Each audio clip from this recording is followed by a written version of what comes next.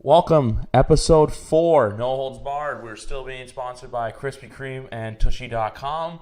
Yes, that is right, those two websites, sweet and savory. Oh, and something you may not be expecting coming up your back alley, so look out for that. But anyway, we call it No Holds Barred for a reason. We call it No Holds Barred because we can talk about anything and everything we want on this show.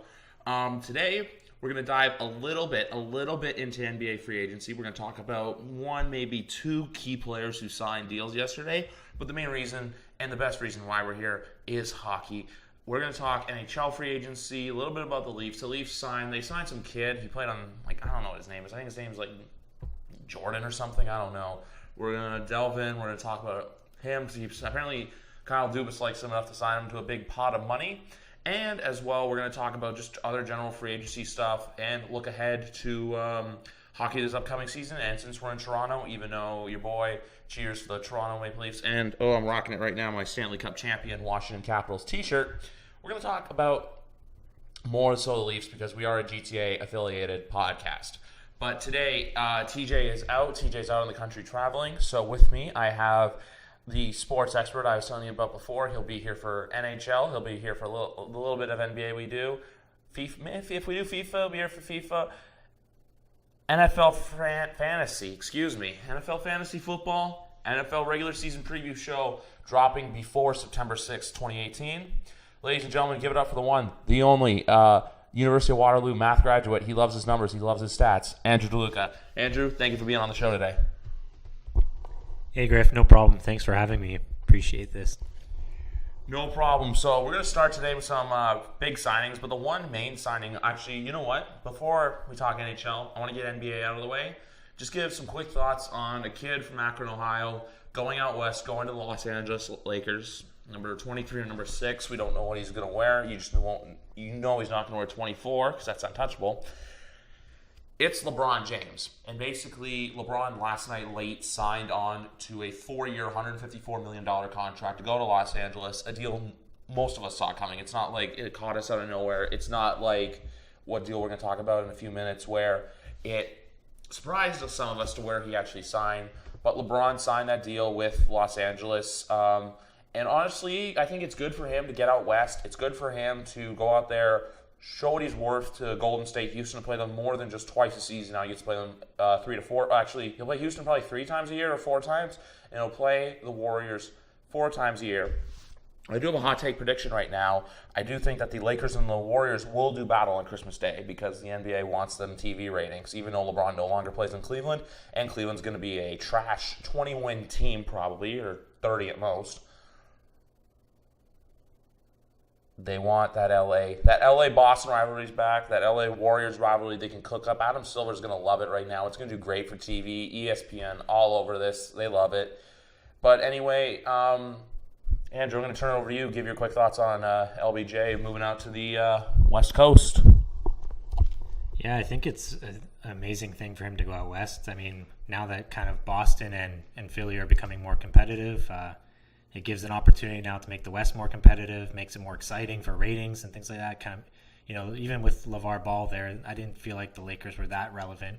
But now that you got a superstar like LeBron James and potentially more free agents like Kawhi, if Kawhi gets traded over from San Antonio, it's gonna be good for ratings, like you were saying. Christmas Day, all the games now with Houston and with Golden State Warriors, you've just got a ton more games now with LeBron there. It'll be exciting even to see Raptors and Lakers, and seeing LeBron now on the West. Fortunately, not as many games now this time round. We kind of were joking now that Toronto is going to be in the finals just because now they don't have to deal with LeBron in the East. So it's going to be exciting stuff. $154 million for 4 years. I mean, that's like double the money Tavares is getting over 7 years. It's just crazy how much money is in the NBA and just all the ratings that come with it. So I think it's good for the league. I think it's good going forward. It's going to be a lot more competition in the West now. It's maybe not Golden State's for the taking as it used to be. Yeah, and even like you just said, that's a great point that you made. It's not Golden State's just for the taking. It's more or less it's like I think there's a 3-dog race in each conference. You're going to have Houston, Golden State, LA, Toronto, Philly, Boston. Boom. That's all the NBA I want to touch on. I know in our pre-show rundown we didn't talk about it, but I feel like, you know what, we just had to rip it off like a bad Band-Aid, even though it's not a bad Band-Aid. But at the same time, too, we're going to talk about why we're here now. That's NHL free agency. Quickly just go over some deals we liked, some stuff we didn't like, no matter if it's free agency or it's a trade. I'm going to start off with my loser of the day, and you're probably loser of the day too. And that being, there's two actually. I just remember that now. There's two losers for today. One of them is the New York Islanders. The other one is the St. Louis Blues, because St. Louis went out and signed Tyler Bozak, player. Not a lot of players saw coming. I just got to pull up my stats here, see what the exact. Actually, get a better strategy to this, as we are on a sports website right now. Basically, Tyler Bozak, 3 years, $15 million with a cap of $5 million. Something I don't think Toronto would ever say they were going to touch him at. I think if he stayed in Toronto, he maybe gets at most 3.75. And also, here's the interesting one too. David Perron, 4 years, $16 million with a cap at a fourth season. That is incredibly shocking to me. I know Perron was a Blue before, and I know he was in Vegas this past year, but even looking at him when watching him in the Stanley Cup final, the guy's not worth the money. He's like both guys. Like, I do not know what Doug Armstrong's working. And also the fact too, we're going to talk about it. I'm just going to throw in right now the Ryan O'Reilly deal. Like, you gave up a great prospect, a couple of good role players, and a couple of key draft picks going down the road. Like, what if St. Louis is shit next year and that pick becomes a top 5, top 10 pick? Then the whole year you're going to be thinking, we just gave up another great prospect to Buffalo. Because Buffalo, I'm not saying going out there and saying they're going to make the playoffs, but I'm going to be saying they're going to go out there and, I don't know, have the potential not to make the playoffs, but to be a bubble team and maybe start doing some rumbling in 2019, 2020. They'll pick up another good pick next year, 2 picks with theirs and St. Louis's, but at the same time, too, St. Louis, what are you doing, man? And then even with New York, like, I know I was joking before saying Jordan, but no, John Tavares is a Maple Leaf. We'll talk about that in a minute. But with the Islanders, you got Leo Komarov at $3 million a year for the next 4 seasons, and Thomas Hickey at $2.5 million for $10 million for the next 4 years. The Hickey deal is good because it's worth that. Michael Kempny got the exact same money. Michael Kempny's been was a standout defensive guy ever since he got to Washington because he was used right, unlike when he was in Chicago. But with Leo Komarov, it's a good character add, but at the same time too, you can't just be like, oh hey, we lost a superstar, but here's Leo. You can't say that. But anyway, now that I'm done with my losers today, because I'm going to talk my winners later on, which will segue into another segment, do you agree or disagree with my losers for today's NHL free agency of 2018? Yeah, I mean, there's no denying that the Islanders kind of lose. I mean, you lose a franchise player in John Tavares, and you're signing a bunch of veteran players that are kind of past their prime, and Komarov for probably $1 million more than he should be paid. But I guess they need one of those third-line grinders or fourth-line grinders. Unfortunately, the Leafs couldn't pay that kind of money to keep their veteran presence. Even guys like Tyler Bozak. I mean, I love Tyler Bozak. He's a lifelong Leaf. I thought he was going to be a lifelong Leaf, but for $5 million a year, when you're paying Nazem Kadri $4.5, and you're paying now basically no disrespect to Bozak, but Kadri's a much better center than Bozak, and he's getting $500,000 less per year. It's a steal for Leafs management to sign a guy like Kadri for that term. And then Bozak, I mean, he wanted to get paid, and I don't disagree with that. I mean, at that age, if you can pull off $5 million a year for 3 years, that's an amazing steal, I think. I was actually joking with a friend the other day about the O'Reilly situation. Maybe some guy in St. Louis is a fantasy kind of player or fanatic and just loves those face-off wins or something. Because I know in Buffalo he used to always win more than 20 a game. But they threw a lot for him, and I know some Habs fans even were kind of probably pleased that Bergevin didn't throw the whole farm for picking up O'Reilly for what St. Louis had to give to get him. It's a bit of questionable decisions, I think, by the Blues management, but I'm gonna have to see how it pans out. I don't think with these additions they're still even a playoff team, but that's why we play the games, I suppose. But yeah, definitely St. Louis Blues are a loser in this year's free agency. And the Islanders, I mean, losing Tavares by default makes you kind of a loser in that sense. And I kind of feel for Islanders fans. I mean, he probably wanted to come to Toronto all this time before, and they probably would have wanted to trade him if they knew he wasn't going to stay with the Islanders, and now they got absolutely nothing for him. So that's a tough blow for the Islanders organization for sure. Yeah, for sure. And also, another deal yesterday that didn't make quite sense to me is the Ryan McDonagh contract. Look, I know he was captain of the New York Islanders. He's a good defenseman, but he's not worth a 6.75 hit for the next 7 years. He's just not, like, I just want to throw that out there quickly. Like, he's a good guy, but, like, you know what? He's 29. That deal's going to be done when that deal's basically going to carry him to retirement. But at the same time, too, it's probably going to have to be a contract that they're going to have to flip in the next 5-6 years. Because Tampa, honestly, I think they're locking in. I think a lot of the teams in the Pacific, not Pacific, but, and they're there too, but in the Atlantic, formerly the Northeast Division, I feel like Tampa and I feel like Toronto are locking in. But even too, Sergachev is the same thing, but he's on an ELC right now. I think he's got another year to go. Did he play for Montreal his first year? Yeah. So yeah, he did play for Montreal. So they got to lock Sergachev up too. It's going to be very, you are right. It's going to be very, very tough for a team like the Tampa Bay Lightning to go forward and cap. They're landing themselves soon into Chicago Blackhawks territory where you're locked in with what you got. And you're going to have to go out there and sign some little key pieces here and there. Just want to throw that out quickly. But, no, there was a wild goose chase in the NHL over the last week. You had Boston, you had Dallas, you had San Jose, you had the New York Islanders, you had the Tampa Bay Lightning, and the Toronto Maple Leafs all going after John Tavares. And yesterday, it was first reported, or what I saw, by Elliot Friedman of Sportsnet, that the Toronto Maple Leafs signed John Tavares, 7 years, $77 million. Cap hit is $11 million. There's a big key to that because he's getting for a lot of it, he'll be getting like $650, but then his signing bonus is what kicks in is good because also I think too it is lockout protected. So in the fact that if there is a lockout, which Jerry, you better not make that happen in 4 years, but it's 21. It's either 21 or 22. Apparently, is when the CBA expires. Because I know the NFL's is also 21. But with a deal like this, and even too, like I want to give it to Andrew because Andrew here he bleeds blue. I bleed blue too. But I've got a Russian guy that I just absolutely love and love it to see him swimming in fountains and not letting go of that damn cup. But man, this puts the Leafs into territory they have not been in, I think, since 2002 when they went to the conference finals against the Carolina Hurricanes. But at the same time, too, I don't want to be one of those pessimistic fans or overreactive fans where I'm going, they're winning this year. They're going to go all the way. They're going to have an amazing season. They're going to win 60 games because, let's face facts, that doesn't happen. Even the best teams in the NBA. Look at the Warriors this year in basketball. Look at the Capitals this year in hockey. I'm not saying the Warriors weren't expected to win, but at the same time, too, they didn't really have the best regular season. That was Houston and Toronto, and both those teams did not make the finals, as a lot of people predicted. Meanwhile, this year, when you look at a team like the Washington Capitals, they were down 2-0 in the first round against Columbus. No one expected them to do anything from there. They thought, oh, great, it's just another Capitals choke job. But you know what? When you're not expected to, and you've got a great group and a great core of guys, you are going to go places. So I think this year if the Leafs can play well, but man, we live in a hockey hotbed that wants a winner and a lot of people with a lot of crazy-ass hot takes.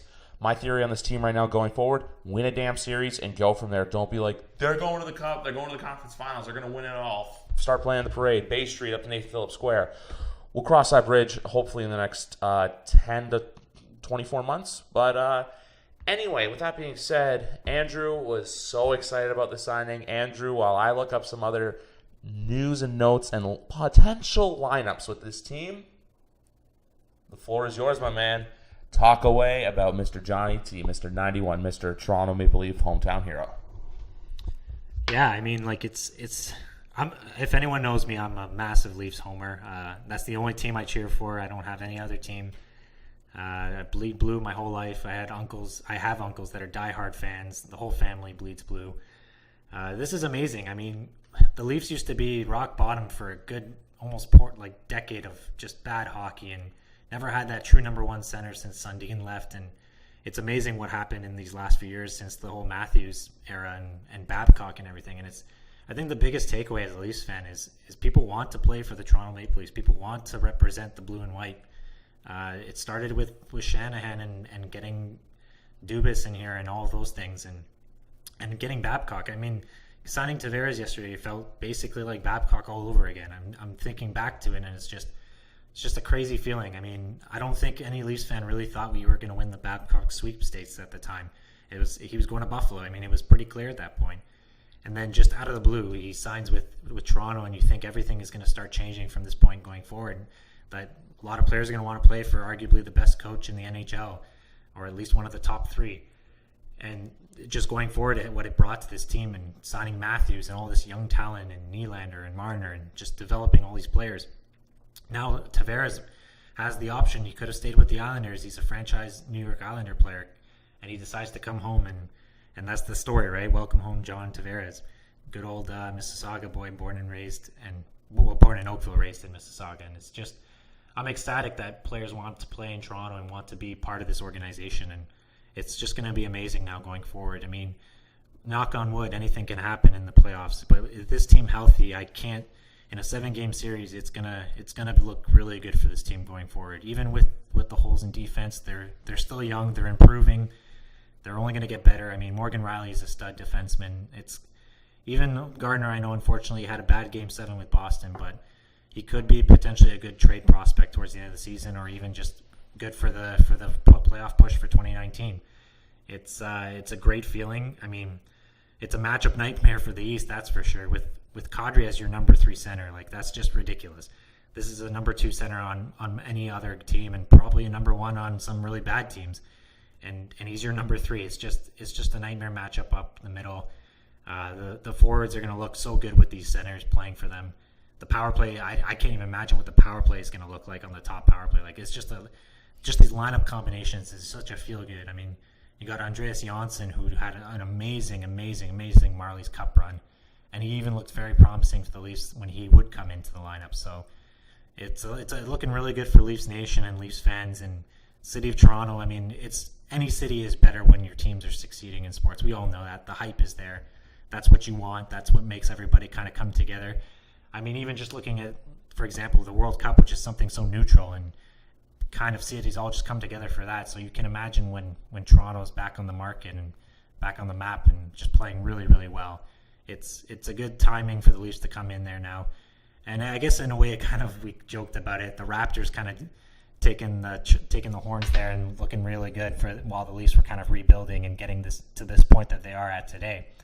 It's just I'm ecstatic. I'm trying to be impartial, but as a homer, you got to feel good about this, and it's going to look really good, I think, for the potential future for the playoffs and for this team going forward. I just wanted to point out a tweet as well from Sports, and it's Chris Johnston, writer. He covers the Leafs mainly for sports and NHL stuff. Basically, yesterday at 3:45, he tweeted out, this is how Babcock envisions his first 2 lines.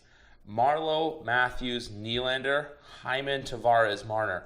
Like, where do you go wrong with that? Like, even that second line, you've got one of the grittiest guys that I've seen the last few years in Zach Hyman, but I don't mean gritty by goes out there and takes penalties. I mean gritty by he's in the corner.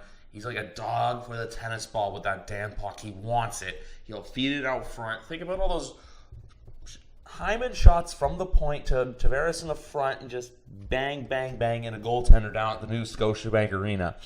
No, it is not a new arena. They just renamed the Air Canada Centre. Why? Because Scotiabank was richer than they think. If you're Canadian, you're going to get that pun. But even too, like, you got to think about it as well. Kadri's your 3rd line center. Your 4th line could be made up of Josh Joris and like a couple other guys, like probably him, and then maybe I don't know who else fits that 4th line bill right now. Probably Kasperi Kapanen and then someone else. Probably Matt Martin if he's still with the team. Even though I think there are a bunch of people after him because his deal is pretty good for what it is, 2.5. Even though it may be a little bit more than what a tough guy's normally paid, but it's not Milano Lucic money. Only certain GMs are that dumb to give out that kind of money. But think about it this team last year had a shitty defense that got them 105 points, and they did not have John Tavares in that lineup. Think about, you don't even have to really retool the defense that much. Like, look at a team, I don't know, you can have solid, I don't know what team to look at like that, but maybe, here's a good example. Pittsburgh last year, they had no one on defense. Chris Letang was injured. They go and win the cup. So if you get solid, if Freddie can be solid, which, by the way, I think they need a goaltender who can play at least, if Freddie can play at least 55 to 60, like not solid games, but if he can play a minimum of that per season, win at least 25 to 30 of them, we're in the driver's seat. Because you know what? You can have the other backup goalie come in, share the success as well. If it's McElhinney, if it's Pickard, if it's Sparks, no matter who it is, You need someone to go out there to carry the load, because if Freddie carries the load too much come playoff time, he's going to start to fade away. And as we all know, fading away in the playoffs is not a good, ideal scenario.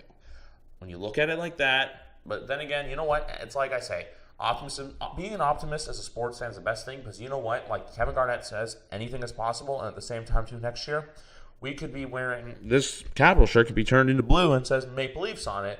Or we could be seeing another team like, I don't know, Winnipeg, Nashville, potentially LA or San Jose, or hell, even maybe a Metropolitan or Tampa hoisting the cup. You never know, but I think this year so far, you know your good teams, you know your bad teams, or you could have the Edmonton scenarios, because honestly, too, we may look into it for a little bit, but Toronto and Winnipeg are my two teams from the Canadian country that are going to make the cup final.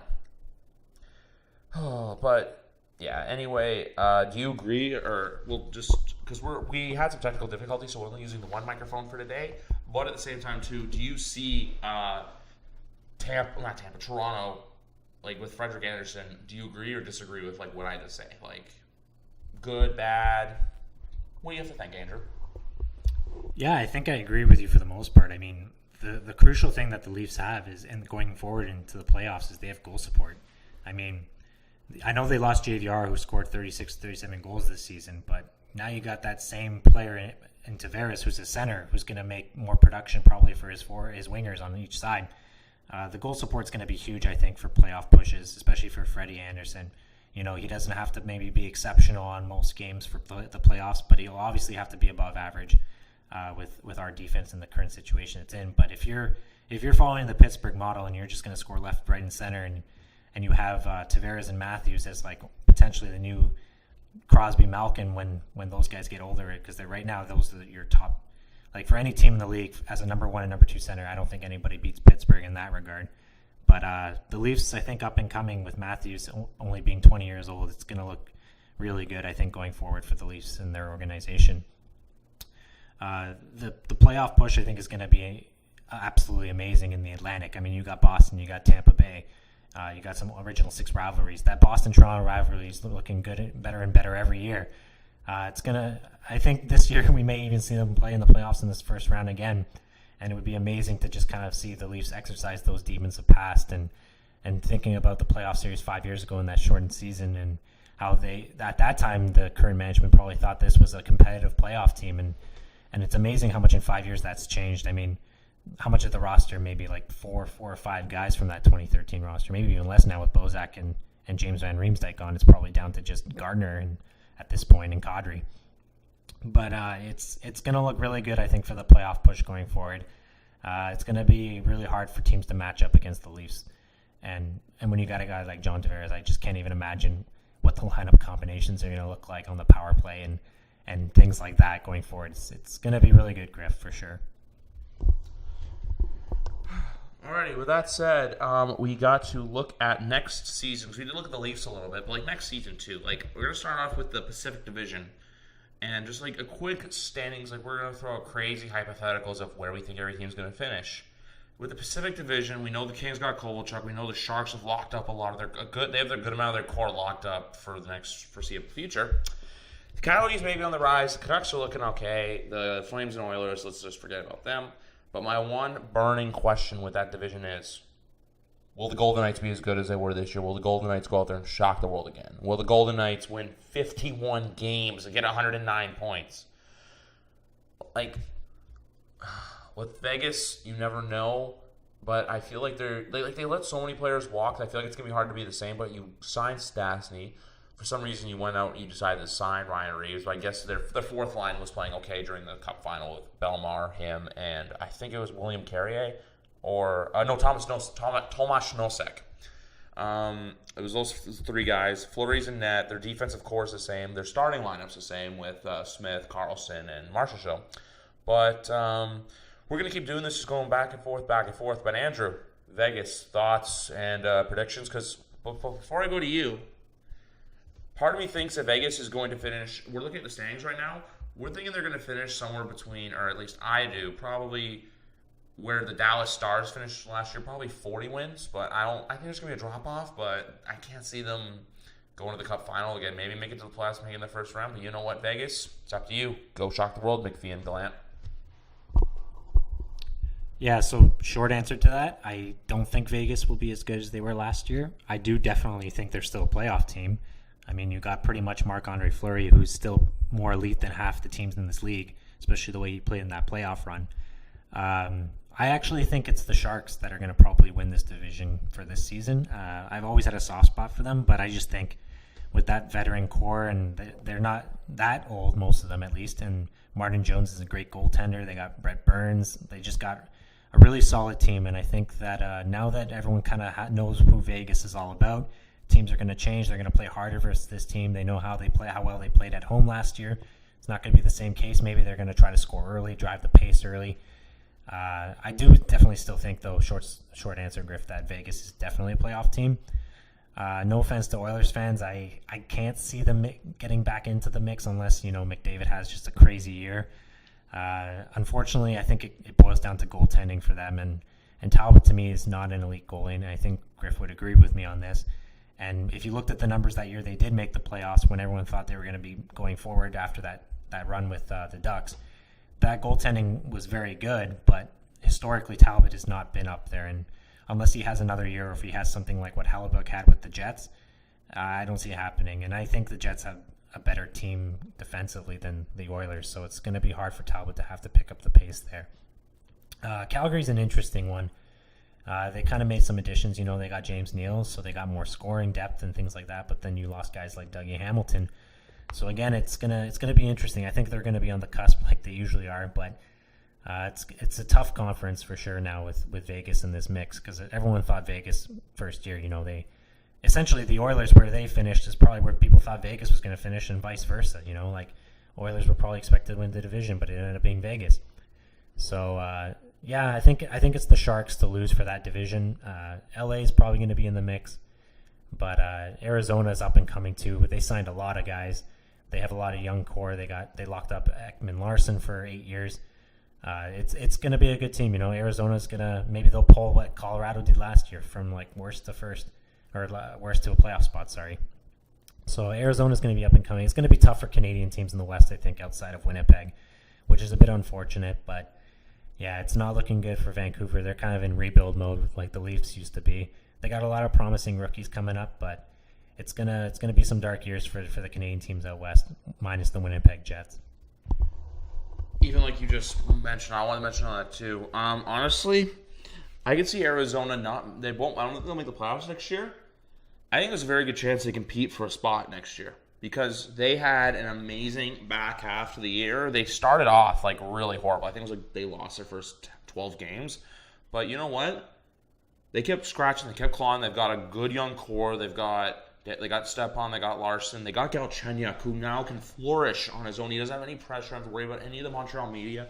Why? Because I feel like the greater Phoenix metropolitan area media isn't going to be on him as much as the media from Montreal. I mean, how, for example, they'll be more focused on guys like Josh Rosen, who plays for the Arizona Cardinals, across the highway from the Coyotes. But anyway, too, like Vancouver is a team where Vancouver's got Thatcher Demko, Boston College product coming up from Utica. You've got Michael DiPietro in the works with Windsor, who'll go to Utica soon. So they've got two young, really good goaltenders coming up in the system. They got Elias Pettersson coming up soon. You've also got, they just drafted Quinn Hughes, which I know pisses the hell out of Rangers fans, because Rangers really wanted him, or their fans at least. Edmonton is Edmonton. I think it's going to be the same team, but you know what? They either got because you know what I feel like Edmonton has to do? You've got someone who's not just a franchise, a league-changing player on that team. You've got McDavid. You got to go to McDavid. Do what Eichel did in Buffalo. Look at them. Now Buffalo's looking promising. That Western New York City that no one really likes to go to, even though you're in there for a day, you get in, you get out. People from Toronto and the Ontario area will probably speak to that who actually go there. But people are now talking about Buffalo legitimately being able to compete in the next couple of years. Meanwhile, with Edmonton, I don't know. I think McDavid's got to go into ownership and say, like, look, I want a new GM. Or, like, remember this happened last year with McDavid. You remember it, right, Andrew? Where they fired Balsma. Or, no, it was the GM was told, you got to fire him or McDavid's going to start talking to other teams or looking elsewhere. Even though he wasn't a free agent, but he was like, he didn't want to sign. Next day, Bosma and the GM of the time, I forget the guy's name because he's just... Tim Murray, right? The guy that was so excited to draft Jack Eichel. 2 days later, they were fired, and then Eichel signs an 8-year, $80 million deal. So I think the 2 and 2 play hand in hand. So I feel like if Edmonton and Connor McDavid want to succeed as a franchise, do what Buffalo did and then have a shitty year and get a first-round pick, get a number 1 overall pick, and don't fuck it up. So, yeah, and then also, too, like Calgary, they did make the move for James Neal, which I feel like it's a good move because he's a good player, but a little bit too much money for what he's worth. And also, they fleeced Carolina by, even though they gave up Dougie Hamilton, you got Noah Hannafin, who's a stud defenseman, and you've got, what's the guy's name? Wonderful cat. Elias Lindholm from Carolina. Like, 2 first-round picks who still have to prove their worth in this league. And they also picked up Darren Ryan, too. But Derek Ryan's a third-line center or even fourth-liner guy who will just provide depth. And he's a Bill Peters guy because we all know Bill Peters is now in power in Carolina. He wouldn't have left, not Carolina, Calgary. He wouldn't have left Carolina if it had meant going to Calgary because Calgary, I know, really wanted the guy. But also, too, I do agree with you. I feel like, here's my top 4 in the Pacific Division. You're going to have San Jose, LA, Vegas, Anaheim. Because Anaheim, I feel like it's slowly, it's like the Seattle Seahawks in a way where they're slowly starting to go down the pegs, where they had their success, but you know what, their guys are getting older. The core isn't as good as it once was. So I feel like they got to do a little bit of tinkering around here and there with the systems. But there's my Pacific and Andrew's Pacific divisions. Moving on to the Central, a lot doesn't stay changed here, except for St. Louis probably won't make the playoffs. Dallas may contend. Chicago's got work to do, and Colorado's on the up and come up. Minnesota's Minnesota, and I think it's either Nashville or Winnipeg's this division. Because like even this year, if you look at second and third place, it was a 13-point gap between the two places. Not even like rankings in the league wide. Between second and third place in your own division, 13 points separated you.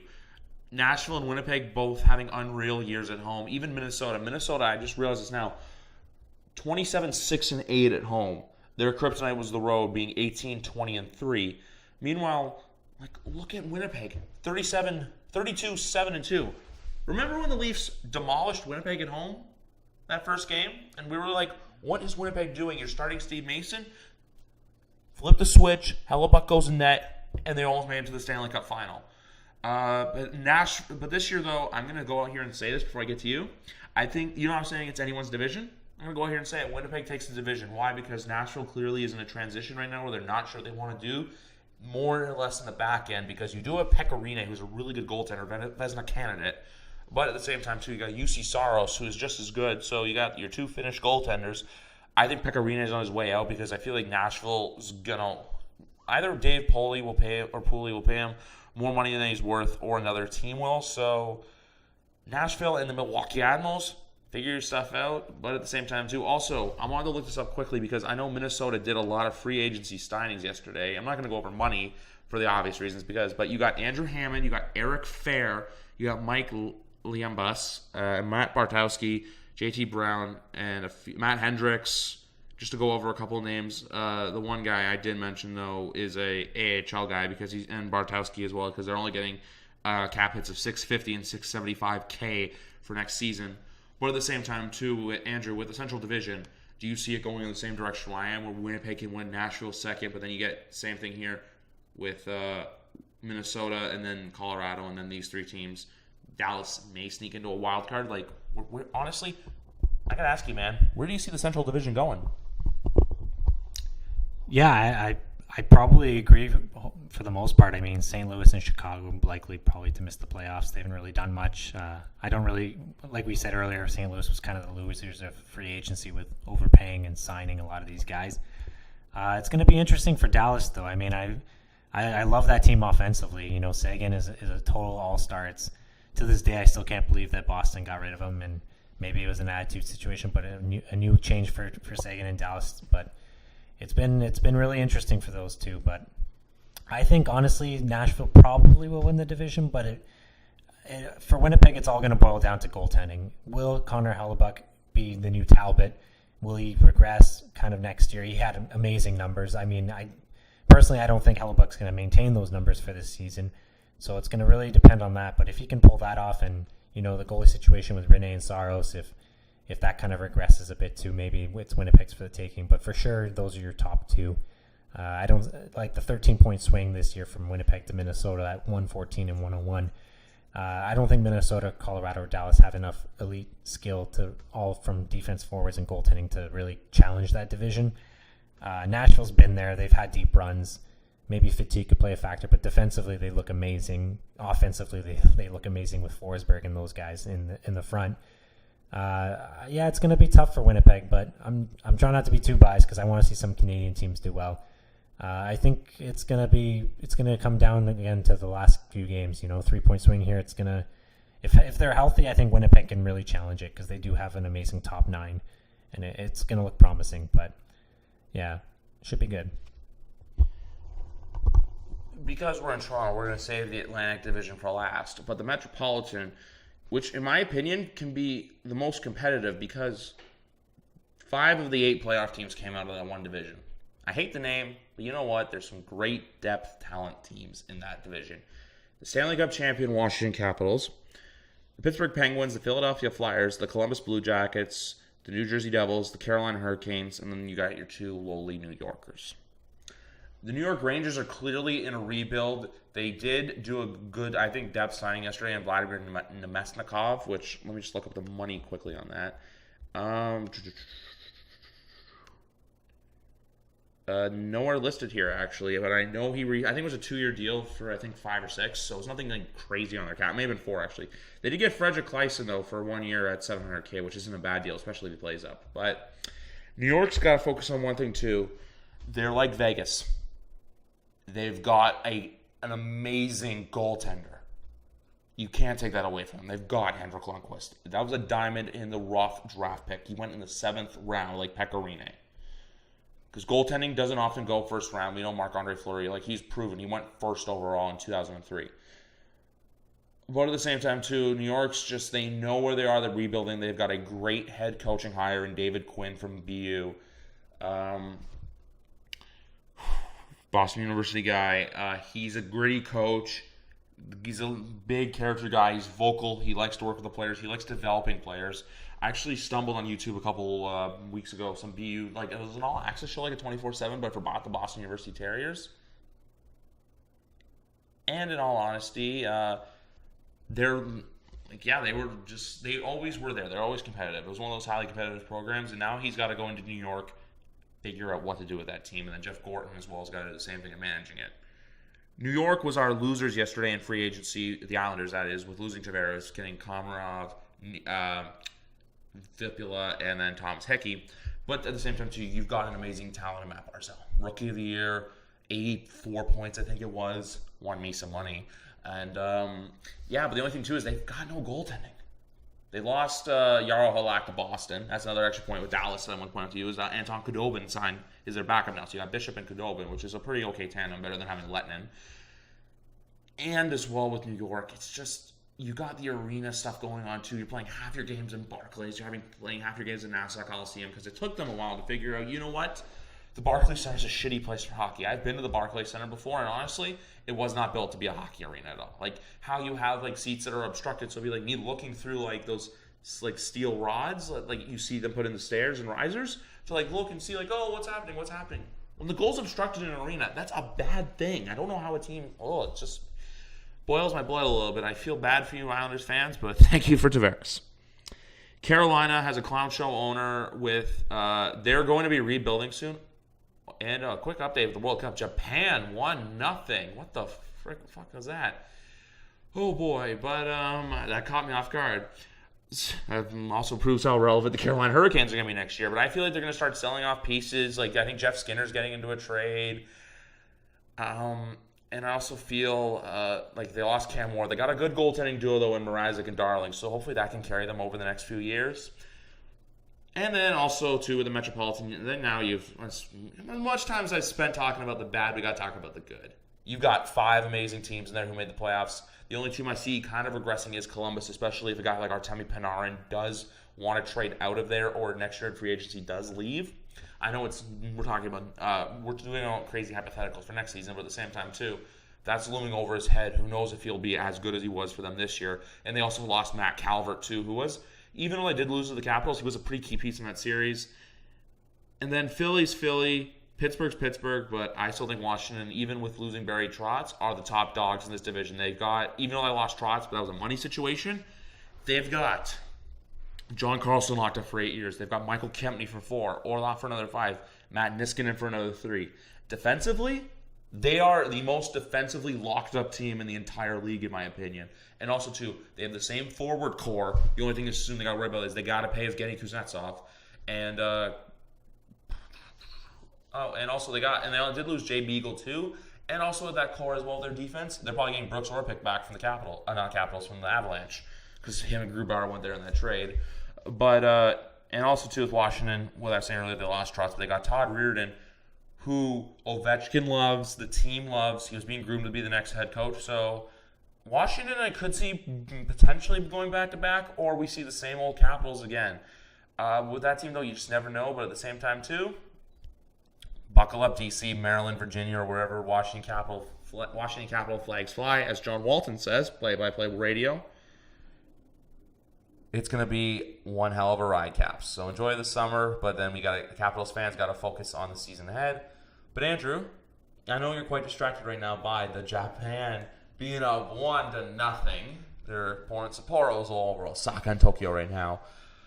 But man, the Metropolitan Division, give me your thoughts. Give me your wonderful, wonderful wisdom. That's what I brought you in here for, man. Your thoughts and wisdom. Yeah, this is the division, I kind of feel really sorry for. I mean, this is such a stacked division. It's the toughest one in hockey. You got Pittsburgh Penguins, Washington Capitals. Now Philly with the additions of getting JVR. That team is just going to look amazing offensively with JVR on that roster. Like, he's right in his prime. They got him back. Welcome home, JVR, I guess. The power play is going to be really good for that team. I think Philly's going to be a bit of a dark horse, to be honest with you, Griff. If the goaltending can figure itself out, I think they got a young core on the defense. It's going to be a really, really exciting team to watch. Hopefully we can get those Pittsburgh-Philly rivalries back intact like we did this last playoffs. I feel for Columbus, all those years of, Washington and Pittsburgh kind of going toe-in-toe and the winners going on to win the Cup basically in the last 3 years. It's tough for Columbus because they have a very solid team. They had a solid team. The goaltending was always there. The defense was looking good, and with goaltending like Bobrovsky, any team looks pretty good with that. But I don't see much changing in the playoff picture. The Islanders, the New York teams like Rangers and Islanders, it doesn't look like they're gonna make much noise. Carolina as well. I could see potentially Columbus or Jersey falling a bit, but it really depends on our Leafs division with the Atlantic. But it's gonna be an interesting three-way race, I think, between Washington, Pittsburgh, and Philly. Philly being my dark horse pick for this division. I know Griff's not going to like this, but I think if I had to choose one, I think it probably will be Pittsburgh. They still have the best player in the world in Crosby at center. The goaltending is amazing. Murray will probably be playing much more games this year because he won't probably have any concussion issues or unfortunate passings in the family and things like that. Quick FIFA update. It's now 2-0 Japan. Wow, I was so focused on talking, I didn't even see that. It was a strike. This is the biggest. Missed it. Biggest upset in the tournament by far. I guess you could joke Belgium is the New England in terms of falling short when your team is supposed to go the distance. But no offense to any England fans there. But yeah, this is just absolutely shocking. I think just when you thought Russia beating Spain was the most shocking upset, these Japanese hearts, man, they must be partying it up right now. This is unbelievable. This is why you watch the games, for the upsets. And if the favorites always won, then what's the point of playing the games, right? And I'm sure a couple of gamblers are probably loving this. Japan was probably like 8-1 to win straight up, and this is just insane. I don't have no words for Belgium. That young roster was supposed to do some damage. It's going to be crazy now. Brazil's probably licking their lips with this matchup, but you know what? If Japan can beat Belgium, who knows how far they're the new Iceland, I guess, for underdogs and fan favorites. That was one point I forgot to add on with talking about this division, was the Philadelphia Flyers. They are a good team, and even the Devils, too. The Devils are good, but who knows with the Devils? I feel like we'll talk about it in a minute with the Atlantic, but I feel like there is one team in the Atlantic that could dethrone Columbus or New Jersey from making the playoffs. But with Philadelphia, too, goaltending is their biggest question. They haven't had a good goaltender since Ron Hextall. That's the one thing I think stopping them. The fact they do have JVR back now, they can make some noise. But you know what? I think Washington can win this division again, but I wouldn't be shocked if Pittsburgh did. You want to know why? Because of how much hockey they've played over the last couple of years. This year, they actually got a summer off to relax, to get in the gym, to get on the ice, to work harder, to make them hungry. Think about it. All those years the Capitals were not missing the playoffs, but choking in the playoffs. This year, they lose to Pittsburgh again, and it's go get that motivation. And Pittsburgh, too, they didn't lose much of their team. They got a veteran back in Matt Cullen, a guy who you hate to play against but love to play with. And also the Jack Johnson signing, too. The money, I don't want to get into it because the money, I think, was a little bit of a fickle situation, and even though his parents bankrupted him. But with a guy like Jack Johnson, who knows what he can do for Pittsburgh? And they still got a great goaltender in Matt Murray. It's just last year, I feel like, too, he was riddled with injury. So if he can stay healthy this year, I'm not saying Pittsburgh can win another cup, but they can make some noise. But I'm going to give Andrew some more thoughts, and we're going to move on to the Atlantic to wrap this bad boy up and talk about a few more things. Yeah, I just wanted to make one last point about Philadelphia. I mean, they were only 7 points out of winning that division, and early in the season they were terrible. They lost 10 straight. I think they were setting records for their franchise, losing all those games, and I don't think that's going to happen going into this season, especially with additions of JVR and just if they stay healthy, they're going to look good. But yeah, the biggest question mark for them is goaltending. Are they going to have hot goaltending going forward? Are they going to ever make a trade maybe for a big goalie that they'll make for a playoff push? But it's going to be interesting. But offensively, that division is just going to be extremely exciting. There's a lot of talent there for sure. Okay, and on to the Atlantic Division. Tampa Bay, Boston, Toronto, Florida, Detroit, at Montreal, at Ottawa, Buffalo. Those are my thoughts on those teams.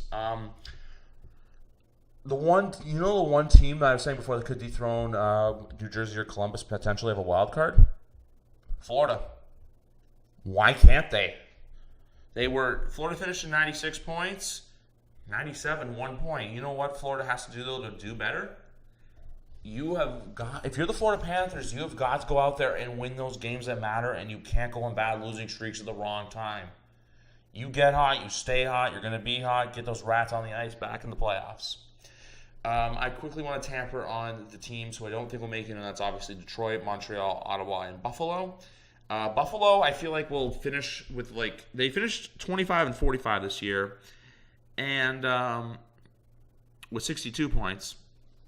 And also, I think I got a text, so if you heard it, I can't hear any bings right now, but if you heard a bing, that's why.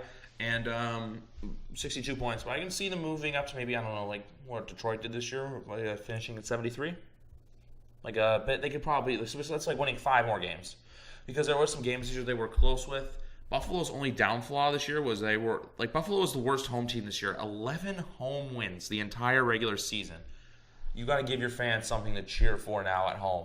When you have 11 home wins, and there are fans out there who pay their hard-earned money to go watch you guys play, you got to put a better product on the ice this year. And I feel like with adding Sobotka, Berglund, and Rasmus Dahlin, and also too Carter Hutton and net, you're not going to make the playoffs, but you know what? You're going to win a few games, and you're going to make your fans happy. You're going to give them optimism going forward in future years.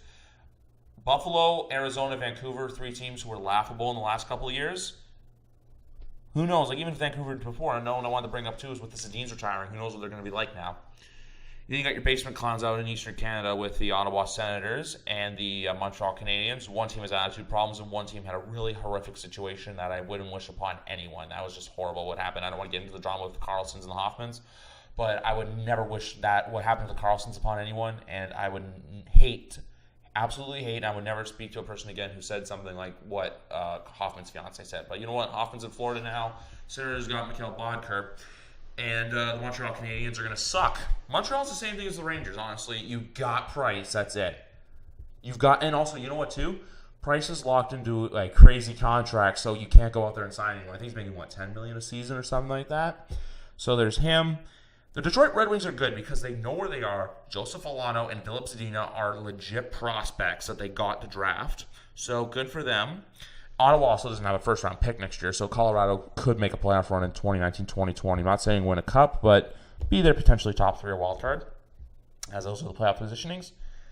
And then the Florida Panthers, like I talked about, you know what, you can get a wild card. But this year, I think with the Atlantic Division, it's going to go Tampa, Toronto, Boston.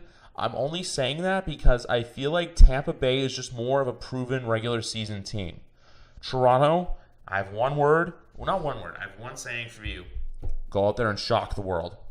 I know it's like may sound a little bit stupid, but you know what? You've got John Tavares now. You've got your forward, like those forward lines we were talking about earlier that are just laughable and silly.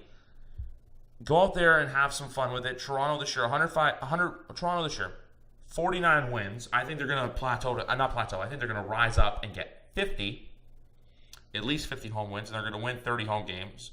Because they were 29-10-2 at home last year, which isn't pretty good, but Boston was 28-8-5. So who knows what Toronto can do. But like you said, that Boston-Toronto rivalry is back. And also, I just realized, too, Toronto's first 3 games of the regular season are incredibly easy. Montreal, Ottawa, Chicago. Yeah, but Tampa, too, I feel like it's going to be a close race, but a Winnipeg-Nashville race in the Central Division with Toronto and Tampa, where it's a 1-point difference or 2-point difference. And then I feel like Boston's not going to fall off the edge that much, but I feel like, too, and even looking at next year, this could be their last year at Chara as well, even though he's not that big of a piece anymore. Losing him going forward could hurt. So I think that this is one of Boston's true last years to kind of push your chips in and hopefully try and win a cup. But I don't think they will. But yeah. Toronto-Boston round 3, except this year with Toronto having home, if it finishes where I think it could finish, Toronto's home ice, I think Toronto actually wins the series. I think home ice has hindered Toronto in the last 2 series with having to play games 1 and 2 and 7 in Boston. You get game 1 and 2 at home, you've got a city raving for a playoff winner and a city who will be behind you no matter what. Andrew, the Atlantic Division, your division, the floor is yours, my man. Yeah, I think everything you said was pretty much spot on with what I was going to say. I think it's Tampa's division still. They're a complete team. They're kind of like Nashville. They got all those players there for a while. They know their system. They know it very well. I think what's going to hinder the Leafs a little bit is even though they did get John Tavares, it's going to be a bit of an adjustment period, I think, with lineups and changes. And I mean, they lost a lot of veterans in Bozak, JVR, Komarov, and even Polak, I guess, on defense. So, there's a lot of lineup changes. There's lots of new teammates and in situations to get familiar with. They're going to be calling up even a couple Marlies players probably for this year's push. It's gonna take a little bit of adjustment, I think. I'm probably predicting they're going to finish about the same they did this year, give or take maybe 2 or 4 points. But I do have high hopes that they will finish second in the division this year and get a playoff home ice advantage for the first round. And I think that will be the difference for them winning finally a playoff series since 2004, back when they lost to Philly in the second round. Man, that was a long time ago. I was probably 13 and Griff 11, so we were just about hitting teenager territory, which is crazy. Florida is going to be, I think, a good team that would probably be on the cusp. But there's going to be a lot of teams, I think, fighting for that 4th playoff spot, assuming that the Metro only has 4 instead of 5 this year. Montreal, I mean, maybe I'm biased because we're not big on the Habs in general, but I think it really, really, really will depend on Carey Price. He pretty much carries that team. If he can steal a lot of wins and stay healthy this year, maybe they'll fight for a playoff spot. They still have guys like Shea Weber. We don't know what's going to happen with Pacioretty. Probably not going to stay with Montreal, but they lost potentially what they hoped to be their number 1 center in Galchenyuk, who's now in Arizona. And it's going to be tough for Montreal. I mean, I feel like Montreal and Ottawa personally are going to be at the bottom of the Atlantic, and I do see Buffalo making lots of progress and strides. I mean, on paper they're not a bad team; they're a very good team, but they just seem to always fall short on their targets. And it's unfortunate to see a team like that kind of in rebuild mode, and they probably hate seeing the Leafs in all this success, considering that both teams looked like they were on the rise of being like the early 2000s where they were at the top.